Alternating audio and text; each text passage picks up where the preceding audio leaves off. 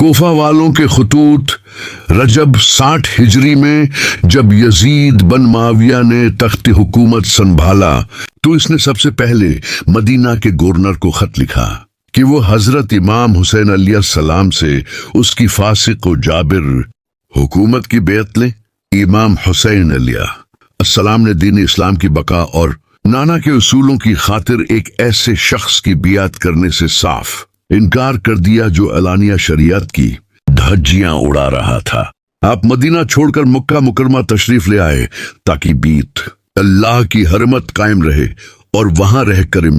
مسلمہ کے مستقبل پر غور و فکر کر سکیں۔ جب اہل عراق اور بالخصوص کوفہ کے لوگوں کو امیر معاویہ کی وفات اور حضرت امام حسین علیہ السلام کی جانب سے یزید کی بیعت نہ کرنے کی خبر ملی تو کوفہ کے مخلصین اور شیعان علی میں ایک نئی امید پیدا ہوئی۔ وہ سلیمان بن سرد خزائی کے گھر جمع ہوئے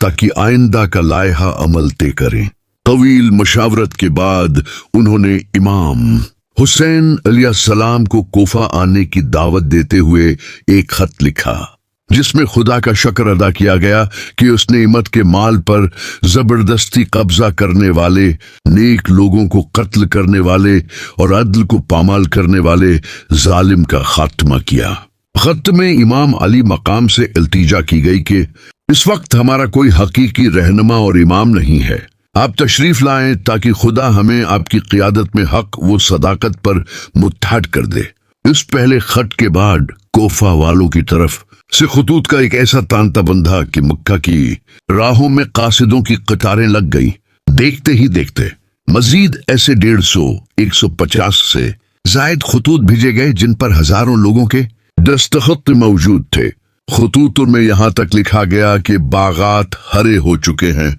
پھل پک چکے ہیں، آپ کی تشریف آوری کے لیے پورا کوفہ بے قرار ہے، اگر آپ نہ آئے تو بارگاہ الہی میں ہم آپ کا دامن پکڑیں گے۔ ان خطوط کے جواب میں امام حسین علیہ السلام نے ایک تاریخی خط تحریر فرمایا جس میں انہوں نے لکھا، میں اپنے خاندان کے سب سے زیادہ قابل اعتماد چچا زاد بھائی اور اپنی جان کے برابر مسلم ابن عقیل کو آپ کی طرف بھیج رہا ہوں تاکہ وہ مجھے آپ کے اصل حالات سے آگاہ کریں۔ اگر انہوں نے تصدیق کی کہ آپ کے اکابرین اور عام لوگ اسی بات پر متفق ہیں جو خطوط میں لکھی گئی ہے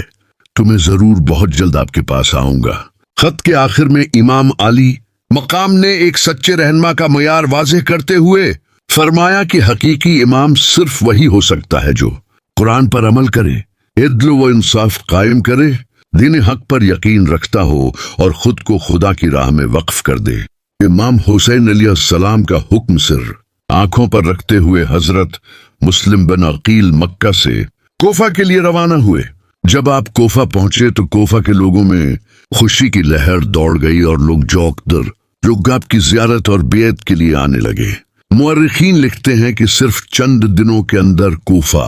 کے 18,000 سے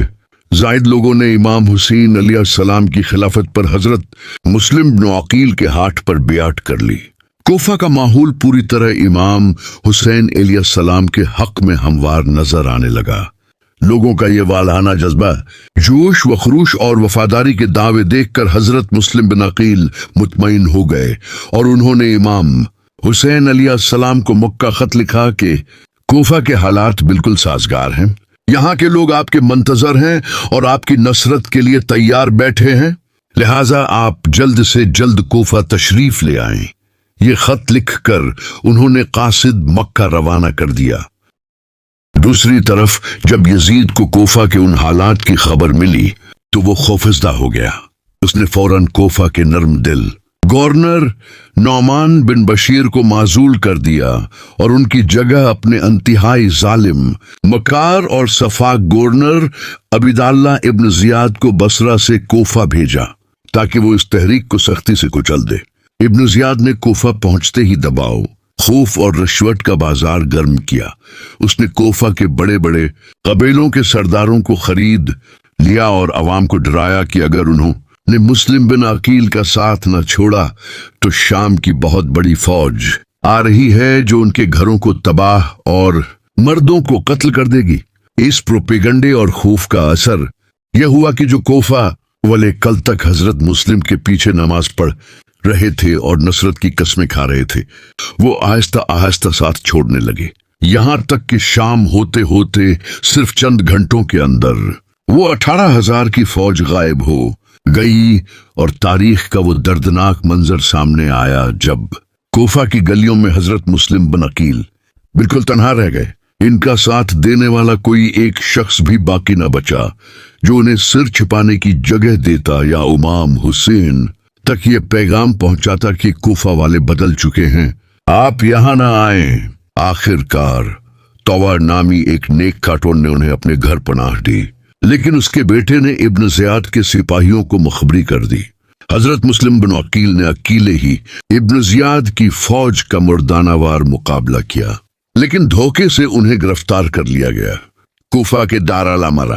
گورنر ہاؤس کی چھت پر لے جا کر آپ کو انتہائی بے دردی سے شہید کر دیا گیا اور آپ کا سر نیچے گرا دیا گیا۔ یہ وہ موڑ تھا جہاں سے کوفہ کی بے وفائی کی تاریخ لکھی گئی، اور دوسری طرف امام حسین علیہ السلام اپنے پورے خاندان اور چھوٹے بچوں کے ساتھ مکہ سے کوفہ کی طرف روانہ ہو چکے تھے، جہاں کربلا کا تپتا ہوا میدان ان کا منتظر تھا۔